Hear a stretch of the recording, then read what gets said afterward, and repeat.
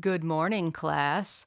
Today I'm going to teach you the infamous ladder stitch that I just can't seem to shut up about lately in my videos. This stitch is also sometimes called the slip stitch or the invisible stitch.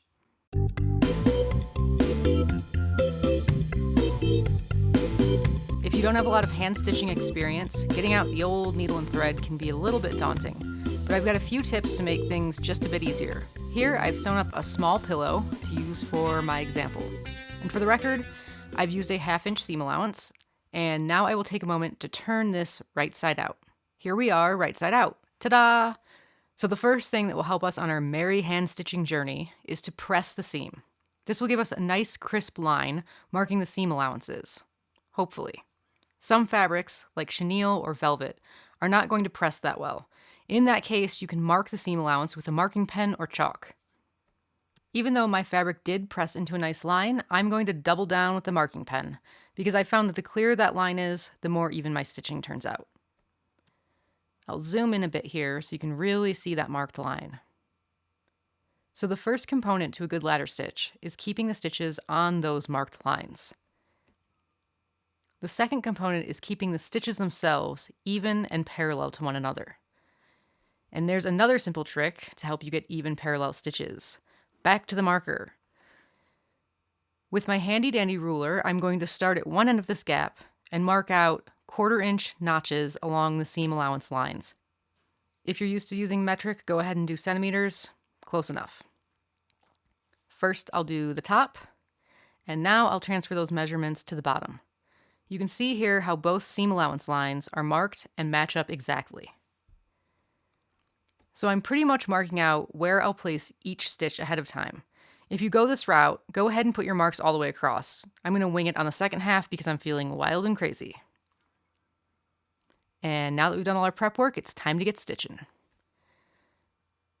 Knot your thread at one end and thread your needle. I'm using black thread for contrast, but you always have better results if you match your thread to your fabric. I'm going to start from the right side of the gap and stitch toward the left. I find this is the easiest method as a right-hander. If you're a lefty, you might find stitching from left to right is easier. Alright, as close to the end of the machine backstitching as possible, bring your needle up through the fabric from the inside. This can be kind of tricky. The most important thing again is to make sure that the needle comes up on the marked seam allowance line.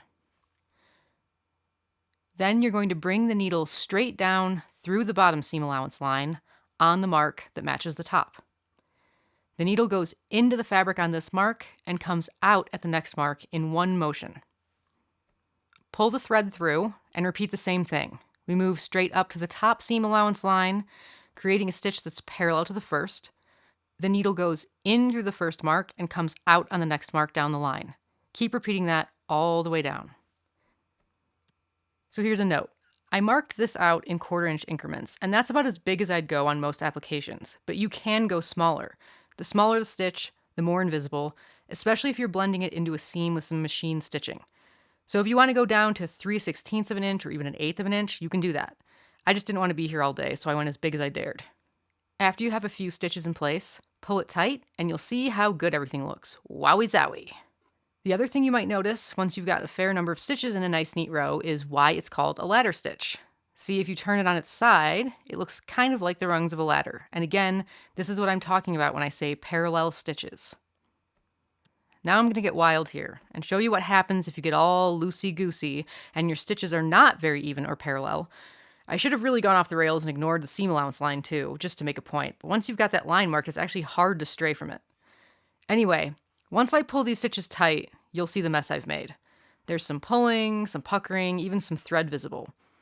Honestly, if the thread wasn't black, this probably actually wouldn't look too horrendous, but you'll still end up with a better end product if you keep everything nice and even. The good news is, if you do notice that you're getting a little sloppy, just pull those stitches out and start again. Here's another silly little tip. If you don't feel like you quite need to measure out each individual stitch like I did, but you want just a little bit extra help keeping things even, mark your finger. Here I've marked out 1/4 inch increments on the side of my finger with a fine tip Sharpie, and now I can use that as a quick guide when I'm placing my stitches.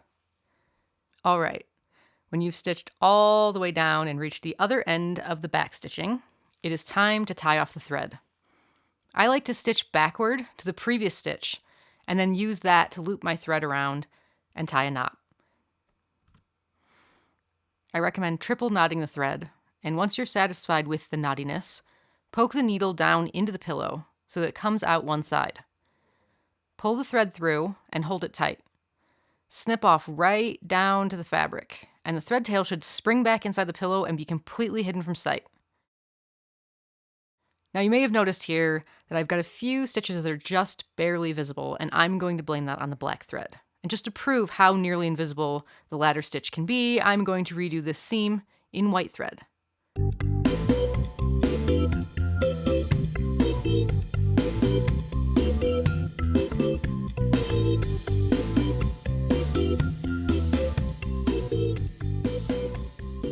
Now, obviously you can still see the markings here, but that's already an improvement over the black thread.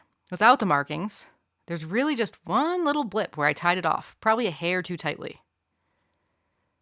You can also give it a quick press and a steam, and I think that often really makes the stitching blend in with the rest.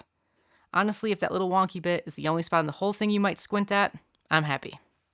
I hope you found this tip video helpful, and if you did, make sure you subscribe to my channel so you won't miss out on my next tutorial. If you have a tip of your own, leave it in the comments below. And be sure to visit whatthecraft.com for more crafty tips, tutorials, and kick-ass sewing patterns.